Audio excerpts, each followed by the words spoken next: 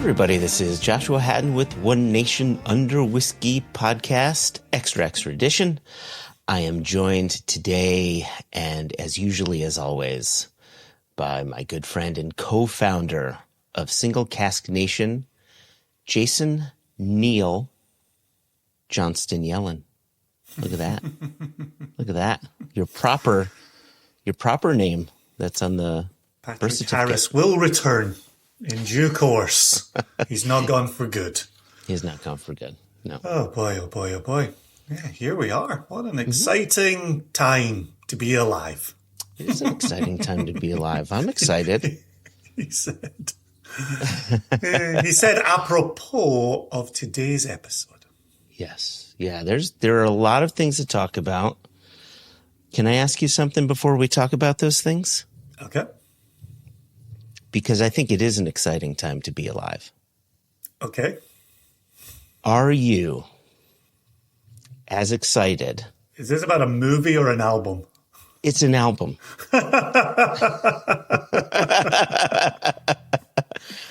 Okay, so ask me if I'm excited about an album I haven't yet heard of. Are you as excited as I am? Let's say no, because we know this is obvious. Engine de Poitrine.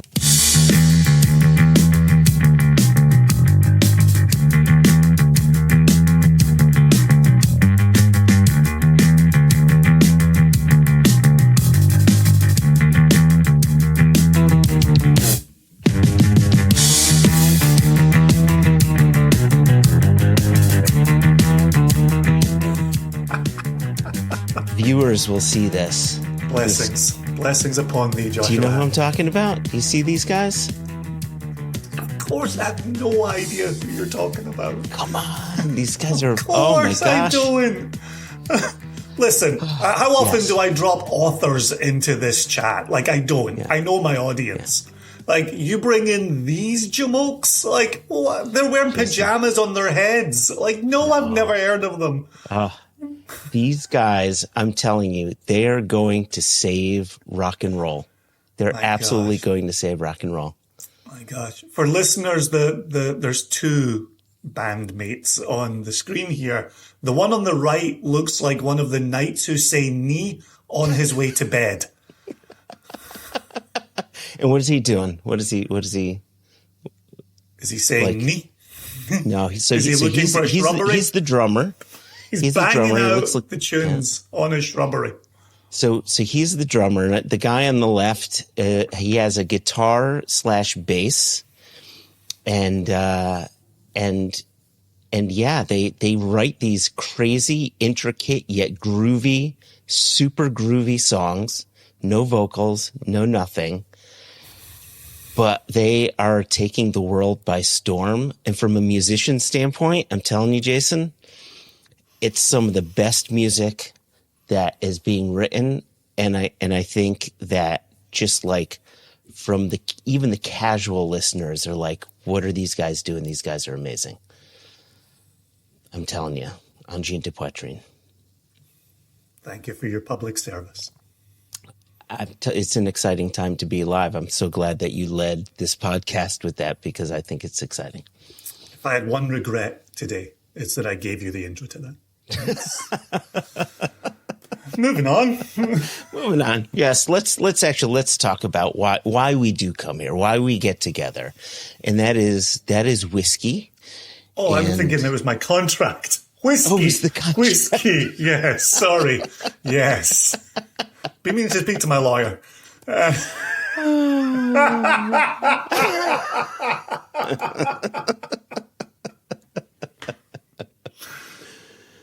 Whiskey. Yeah. We've got some. How do you feel about whiskey? How do you feel about it? How do I feel about whiskey? How do you feel about it?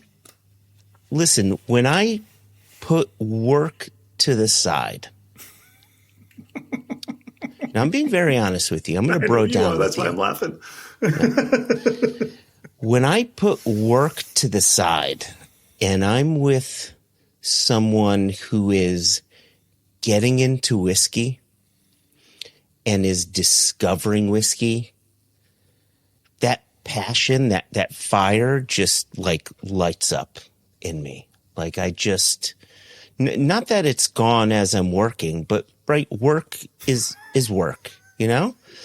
But I think there's really something to be said for just hanging out with people and just drinking whiskey for the sake of whiskey and talking about it and discovering flavor and where that flavor is coming from. And I really enjoy those conversations outside of work. Yeah, and I think you brought it up on the recording, if not before we hit record. I mean, you definitely said it in the recording when we did the extra recently. That was the J Team tasting together in Edinburgh. Yeah. And that's the shit, right? Like that's the excitement, the enjoyment, the passion, right? And I was thinking about whether I was going to make a declarative statement. And I think in honor of you opening with whatever that musical conversation was, I'm gonna, in the spirit of Joshua Hatton, make a declarative statement. Ooh. Okay? For listeners and viewers. I'm bracing myself. I'm girding my loins. Scotch is still the best spirit in the world. Boom. Hands down. And I love Scotch. I absolutely adore it. And very much to your point, sharing it, experiencing it with others, discussing it with people who already know it or are just learning about it, right? The chats around Scotch are fantastic. And please, when I make this declarative statement, I'm not downplaying how much I love and enjoy mezcal, American single malt, world single malt, rye, the occasional bourbon. And I do like the occasional bourbon. I don't often chime in on the bourbon chat. The tone, occasional bourbon. The occasional bourbon can be, listen, bourbon's consistently good. It's those moments of elevation where you go, holy shit, that's a bourbon, right? Yeah. So that to me is that category. So yes, so talking about it, sharing it, and I would say over the 15 years that we have been at the helm of Single Cask Nation, we have wanted to tell whiskey stories. We have shone a light on independent producers and larger producers, right? But it's always with an eye on what are we putting in front of the nation? And, you know, since 2019, with Jess added to the J Team, that's a global presentation of Single Cask Nation and telling these stories. And, you know, when we were at Independent Spirits Festival and we're busy there having whiskey conversations, cask conversations, to your point, right? Yep. And where's the spirit? Where's the cask? What's complementary in here? Where's this story going? And you and I have said this, and I hope we've got new listeners who are tuning in to hear this as well. When we talk about telling whiskey stories, it's not marketing. It's the story that whiskey in that cask is looking to have shared. That's the important story here. It's also a story of distilleries, also stories of producers, also stories of workers, also stories of communities. But the story that the whiskey in that cask wants to tell, that's why we're proud of non-chill filtering. That's why we're proud of no caramel colouring. That's why we're proud of cask strength. That's everything we want to shine through in the cask that we're presenting to the nation. That's exciting. That's very exciting. I love that. Right. And it gets back to the name, right? Single Cask Nation. I think that's a really important part of the story that we're telling. You know, when we taste, one of the things that surprised me the most in my own personal whiskey journey is my first taste of new make spirit and how wildly different it is from whiskey. The cask does so much heavy lifting. It really directs the flavor.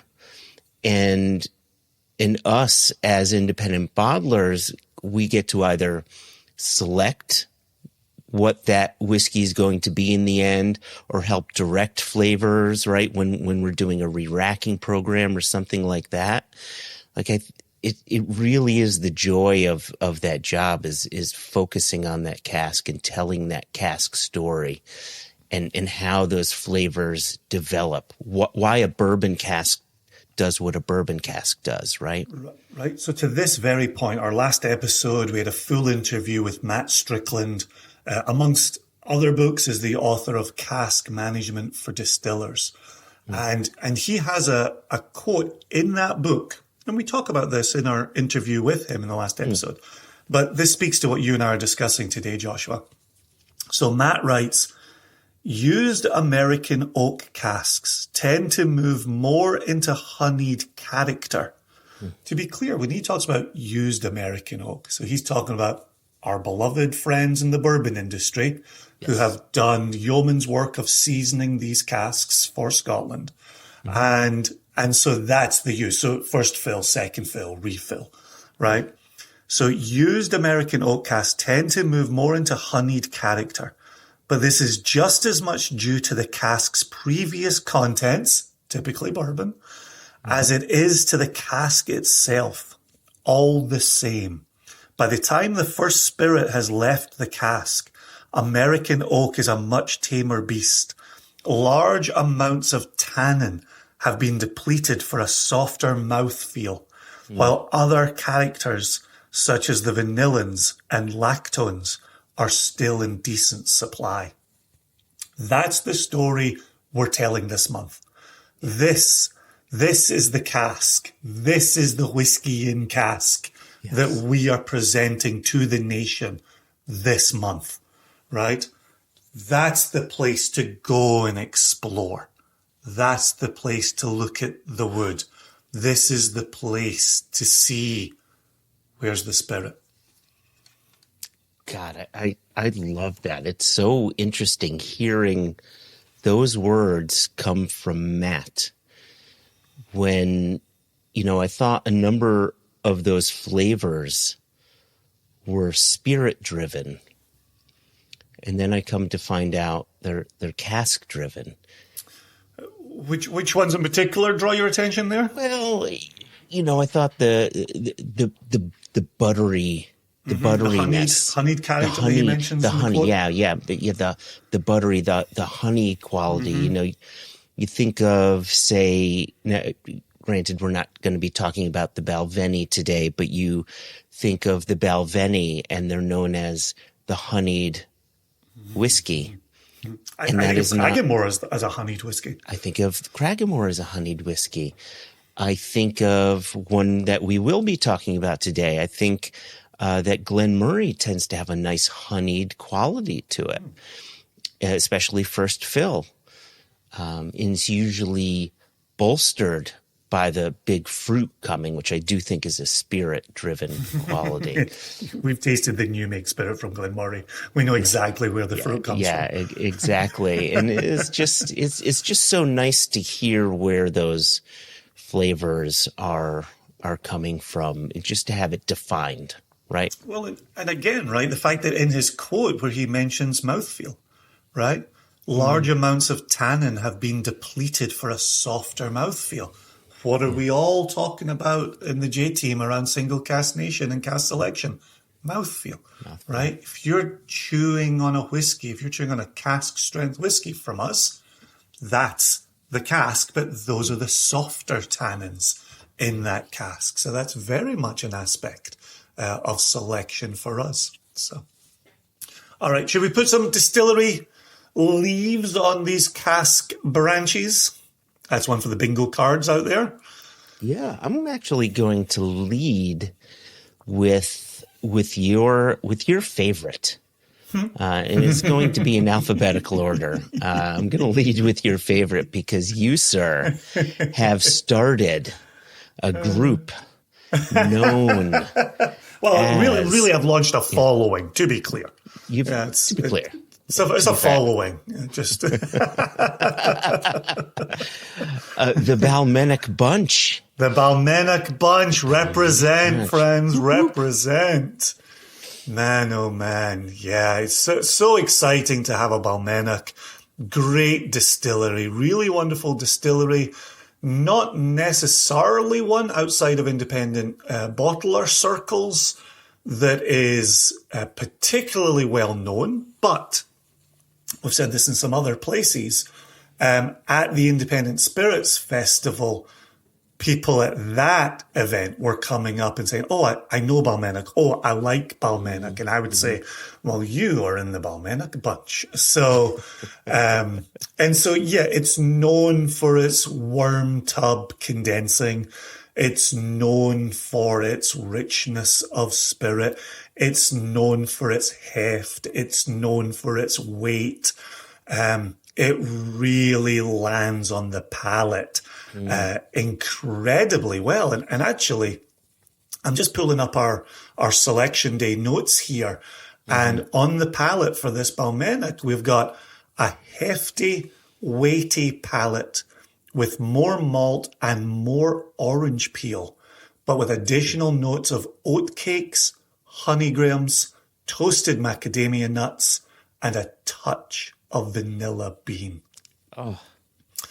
Now, how much does that echo, A, what we've quoted Matt Strickland as writing, and B, what we discussed with Matt in the last episode as well? Like, really, like, obvious flavors when you know you're dealing with full bourbon maturation. Yeah. Like, just cracking. Absolutely cracking. Yeah. You remember selecting that one? I do. Yeah. Oh, I do. And I've got, the viewers can see it here. Oh, geez. My camera is not being cooperative, but I have, there we go. Yeah. I have the little sample bottle that you sent me from the larger sample that you received. And, this one was just cracking out the gate. And I brought this little sample so I could just take a wee little pull from the bottle for our viewers and listeners here. So, hashtag please enjoy the entire 1 ounce sample responsibly. Oh, it's mouth coating. There's just 100%. Yeah, just a lovely soft richness to it. To tie into what Matt was saying, it's got that softness. And I think you've got the cask that's delivering what he's talking about. But again, as you mentioned, Balmenic is a worm tub distillery. So it's offering up its own weight. So you've got the two working in conjunction with each other. That is just a winning combination, and I can see why you have started this movement, this cult of Balmenic personality, the Balmenic Bunch. I mean, just fabulous. Yeah, for me, it's that the fruit still has a role to play, and fruit manifests differently in different Balmenics. But the fact that you can have such a rich, unctuous, bright, zesty fruitiness while also getting the malt, while also getting the spice, while also getting the influence of the cask. I think the Balmenic does so many things in unison that I think it's a complete dram. And I think the casks that we specifically look for express the fulsome nature of the distillery. I think it has so much to offer.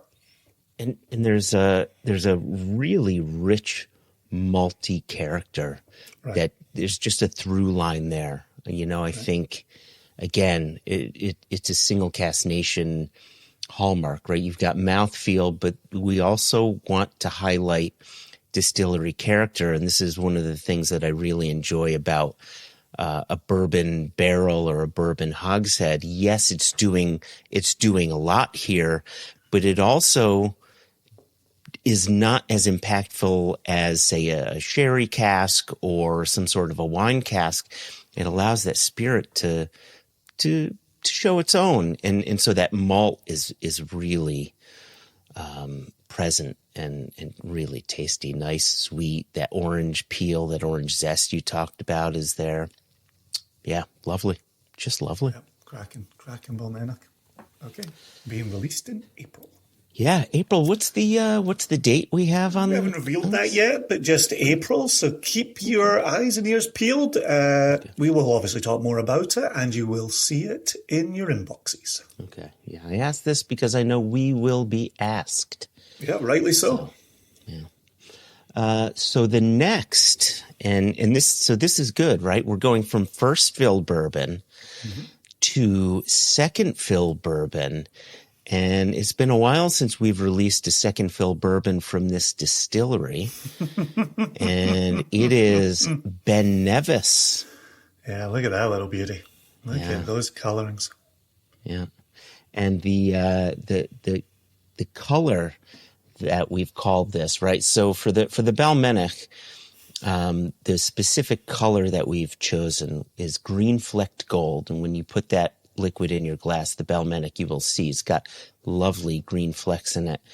The Ben Nevis is known as Cloud Dancer, which was the Pantone color of the year last year. So look at us. Look at us being up on our Pantone colors of the year. Yeah, that's right. We don't just follow whiskey end of year news. We follow Pantone end of year news also. Yeah, it had a certain clarity to it. That's one of those things, from your glass to the full-size bottle, you get a little darker as it sits in the full bottle. That is not working for any viewers following along at home. I'm not sure. Okay. I'm not sure what's actually happening there. And so Cloud Dancers seem to set this one up very nicely. Also, I would argue a place where Ben Nevis is, I think in certain circles, known for taking big, heavy, sherry influence to it and still has a certain funkiness. Given the focus of this month, I love that not only does Ben Nevis have a chance to shine through second fill bourbon with its distillery characteristic funk, but also the nation gets to put a version of Ben Nevis up against the big sherried Ben Nevisi, plural Ben Nevis. Ooh. And so I think that's one of the things we're always looking for is exploration, right? We're always looking to be edified in popping a couple of whiskies next to one another. And if you put a second fill maturation, second fill bourbon cask Ben Nevis next to a heavily sherried, you're going to learn so much about that distillery. And you're going to get a chance to go through that spirit that we go through and say, okay, where's the spirit in here? Where's the distillery in here? And where's the cask? Where's the wood? Where are those types of components we discussed with Matt Strickland? Yeah. Yeah, I can tell you, having a sip here, I'm making a mental connection to the 6-year-old that we released, was it last year, maybe the year before, which was from that Amontillado Gorda. Did you say last year or the year before? I did. Last year or the year before. Are the those not proper Amontillado words? Gorda Ben Nevis? When did we release that? 5 years ago? 6 years ago? Whenever. The year that we released that, Jason. I love the fact you said last year. That's amazing. We say it all the time. How does time work? Not like that. Not like that. right? No one knows. No one knows. We're all broken, Jason. We're all broken people. I will be thinking of that for the rest of this week. That's amazing. I used to have a. I'm the looking only over way my you can come to shoulder. completion. I'm By looking thinking over of my that. shoulder because I used to have a bottle of that Ben Nevis Amontillado. Yeah, RØDE, look for it. I my- guarantee it was released last year or the year before. Don't even say the year before. Just stop at last year. Like, that is poetry. Just guarantee that it was released last year. That, my friend, is the best thing I've heard It wasn't in last 20. year. I can guarantee it wasn't last year. See, when you said no Glendronach has been released by an independent bottler since 2010, Jason? I thought that was going to win the award, the year's Jason. award for foot and mouth disease. But last year's Ben Nevis Amontillado is, I'm just going to sit quietly for the next 5 minutes and take this in. You keep on using my words against me. All right. Can I say my words? Or are you just going to sit there and you're going to laugh, chuckle into the mic? I'm just going to sit here and chuckle to myself for a bit longer. So I'm even, you keep talking. I'm calling up the archives so I can tell you when that was bottled. yeah, fuck. That's going to be, You please continue with your it's going to words. be 2012 we released that. Here we go. Amontillado, first fill, Gorda, 67.6%, one of 754 bottles, was bottled 2024. last year. Shut up. Yeah, I'm 100% lying to you right now. It was bottled. It was bottled September of 2020. 2020? 2020? Last year. So that's actually, that saved me, Jason. That was 2020. What happened that year, Jason? Nothing What happened at all. in We just sat 2020? around. 20 was the worst year. Everything broke. Our brains, I'm still broken. Last year. See, when you said our Ben Nevis from last year, I was like, he's not going to say Amontillado cask. There's no way he's about to say Amontillado cask. And then you said Amontillado cask. That's partly why I'm having the reaction that I'm having, because that is hilarious. Okay. What are your words about being reminded of our 6-year-old Ben Nevis from September of 2020? What I loved about that release is because it was younger and because the cask was so incredibly large, right? It was a gourd. It's a 700-liter cask. So it had, even though it was first fill, the wood had less impact on the spirit than it would if it were a smaller cask. Absolutely. So you had more access to the spirit itself. Yeah. And here you have the same thing going on, right? It's second fill bourbon, so we have more access to the spirit. And so I'm getting that connective tissue. I'm discovering the spirit here, and it's so clear, right? You've got that damp malt, you've got that Ben Nevis funk going on. There's a wonderful, wonderful richness, and I'm gonna go to our notes here because I took a little sip and I got it straight away on the palate. So I'm gonna read those. Really warming with rich malt, whoppers, Ovaltine, raisins, and just a touch of freshly sliced fennel, green banana as it transitions towards the finish. And the finish goes on with more pronounced malt, warm earth, gray pepper, and dark chocolate. Like that's Ben Nevis, right? I mean, Yeah. Yeah. And getting that from a second fill bourbon cask, right? Are we, I think we're on a barrel size here. But you know, getting this from second fill is, it is a barrel. right? When you talk raisins, I think sherry. When you talk dark chocolate, I think cask presence, but a more pronounced cask, right? That coming from spirit in a second fill Right. It's a wonderful, wonderful look at the distillery and the distillery characteristic. I know we also talked on the nose, charred sticks, dirt floor, petrichor, right? Those are the Ben Nevis notes. Those are unmistakably Ben Nevis. And I am, as much as I got a ton of fun out of your description of last year, I'm really glad you bring up the 6-year-old Ben Nevis and Amontillado, because even though we put out, check's own notes from 1 minute ago, 754 bottles. Look at you remembering something from 60 seconds ago. I mean, last year. And people talk about that. The nation still asks about the Ben Nevis and Amontillado. I literally had someone, and it always happens all the time over one release or another, but literally last year, maybe this is where you're getting it from last year. Last year, somebody asked me if we still had any of that available. And he said, Joshua says it's a new release. And I said, no, that was bottled in 2020. But Ben Nevis is loved in the nation is what I'm saying. And so don't sleep on it. There are not 754 bottles of this. And so go search it out. Go look for it. Go order it. Yeah. All right. Yeah. Let's complete our little alphabetical run here, Joshua. And let's get out of here. Now, you and I, sir, have a particular love affair. Yeah.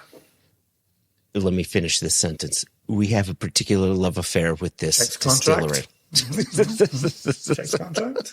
Okay. We have a love affair with this distillery. 100%. Yep. Right. And Ian Allen, who represents it globally, you know. Ian's amazing. Did I tell you that I met up with him in Austin? Yep. Had some Guinness. Yeah, had some Guinness. Lovely, lovely guy. Yep. And so that is the Glen Murray Distillery. Yeah, look at that. That is classic. Set your watch by it. Glen Murray. Absolutely wonderful. What it also does, Joshua, in this 15th year of ours, takes us right back to the beginning, right? This was in the second round of 3 casks we released. And so we put out, checks notes, a 12-year-old first fill bourbon barrel. Interestingly, way back then, so this was bottled August of 2012, but way back then, that Glen Murray was distilled in June of 2000. And this is distilled June of 2012, 2 months before we bottled our original one. Wow. And so we're always looking at that connective tissue. We're always looking at that, Single Cask Nation cinematic universe. And there's such a through line from this offering in our 15th anniversary year to that one that helped kickstart the whole enterprise way back with a 2012 bottling. So I'm so pleased to have this back out in the world. It's a chance for Glen Murray to shine through, and the first fill bourbon on this is so complementary to what we were saying a moment ago, the Glen Murray fruit, right? It's bright, it's fruity, it's ripe. We threw in honey-dipped apples, right? There's the honeyed note, right? Yeah, back from what we were quoting with Matt Strickland earlier, coming in from the cask. So this to me is quintessential Glen Murray, and I like it in all forms and all formats. This feels like the platonic ideal of Glen Murray Distillery. And I feel like if you know Glen Murray in first fill bourbon, full maturation, you understand everything else Glen Murray does, whether it's in Chardonnay cask, whether it's sherried, whether it's peated, right? You understand so much about that distillery from fresh bourbon Glen Murray. I'm super excited to have this on the go. Super excited. Yeah. There's some people out there, and I hear this every once in a while, thankfully, far less than I did earlier on when we first launched, right? There were people who only knew their non-age stated whiskeys or their Chardonnay cask or what have you, and it was bottled at 40%, chill filtered, and it just didn't float their boat. There's a difference. There's something to be said for Glenmorangie at full cask strength, non-chill filtered. It becomes a massive monster of a beast that is so jam-packed with complexity and fruit and just that honey. Like, it is a different animal. And this isn't to say that those other that either you or I think those other whiskeys are bad whiskeys. They're perfectly fine whiskeys that they have in their own line. And I can understand why someone would say, well, from a single cask, I would expect, I don't want those things. But from a single cask of Glenmorangie, you're not going to get the 40% experience. You're going to get a very different Glenmorangie experience that is full on, right? It is the single cask nation. This is the Spinal Tap. This goes to 11 experience, right? Well, and on that very aspect of it, on our selection day notes, the palate shows full mouth coating texture, bright and effervescent across the palate, notes of pear drops, apricot, oak spice, cracked black pepper, crystallized ginger, so incredibly round as it transitions towards the finish. That's your cask and your spirit in perfect harmony, right there. That's everything we're looking for this month in full bourbon cask maturation. Three absolute stonking good whiskies here. Absolutely remarkable. And each one bringing a different distillery profile to the table and giving you opportunity for jumping off points to say, okay, now I know more about Glenmorangie. Okay, now I know more about Ben Nevis. Oh, here's Balmenic over here. So much more to learn there. So this is why we do what we do, Joshua. We led off today's episode talking about like being genuinely in love with Scotch whiskey. Yeah. And I think these three casks are a paean to what we love about Scotch and distillery profile and spirit and wood. It just sums us up. It's a great way to kick off our year of 2026 releases in this blessed 15th anniversary year. Fantastic. And just quickly to make sure I was clear in my opening salvo, my opening statement about work, what I was saying is, despite this being my job, I'm still so passionate about whiskey. So many people, they get into what their dream is and then they're soured on it. I agree with you. Scotch whiskey remains the best thing, and I'm still incredibly excited about it. And then when I see other people getting into it, it lights that fire anew. Like it becomes that thing again. So I just want to be very clear that was the spirit of my statement. See what I did there? Spirit. We received a message, I think it was either on YouTube or Instagram. No, it was Facebook on the last year. I think it was last year. Regarding our Matt Strickland episode. And I thought it was great. I wanted to put this up on here. It says, "This was my favorite episode you've ever done. The geekery was very satisfying and edifying. Ordering Matt's books right now." Fantastic. That's wonderful. Anyone getting to this point of extra who hasn't heard that interview, please do go back. There's a wonderful ringing endorsement for it being well worth your time. And we really did discuss like the focused aspect of casks and how you build a distillery program and what you're looking for and what they're delivering. Yeah, he was a great guy to talk to. It was first time having a lengthy conversation with him and really enjoyed it. Really good lad. So please go check that out. Yeah, agreed. So again, this month in April, we are going to be releasing online. These are online exclusives. Our Balmenic 12-year-old, our Ben Nevis 8-year-old, and our Glen Murray 13-year-old. Beautiful. And Space ciders and a Highlander. Exactly. All ex-bourbon. We will be announcing the date shortly. That will be in your inbox if you subscribe to our mailing list. If you don't, just go to singlecasknation.com and just go to the Join the Nation link and you'll be on our mailing list. If you're already within the nation and you're part of our private Facebook group, you'll see the information there. If you're not part of our private Facebook group, well, you can join that as well. You'll find the link to that in your inbox if you're part of our mailing list and within the nation.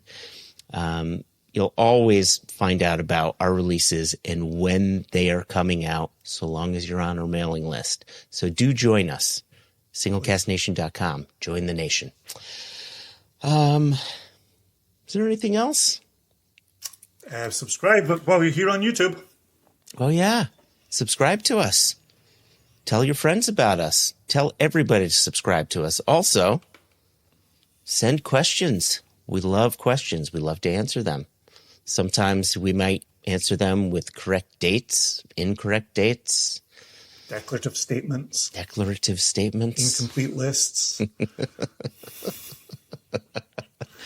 Oh, Jason, what are we going to do with me? Checks contracts.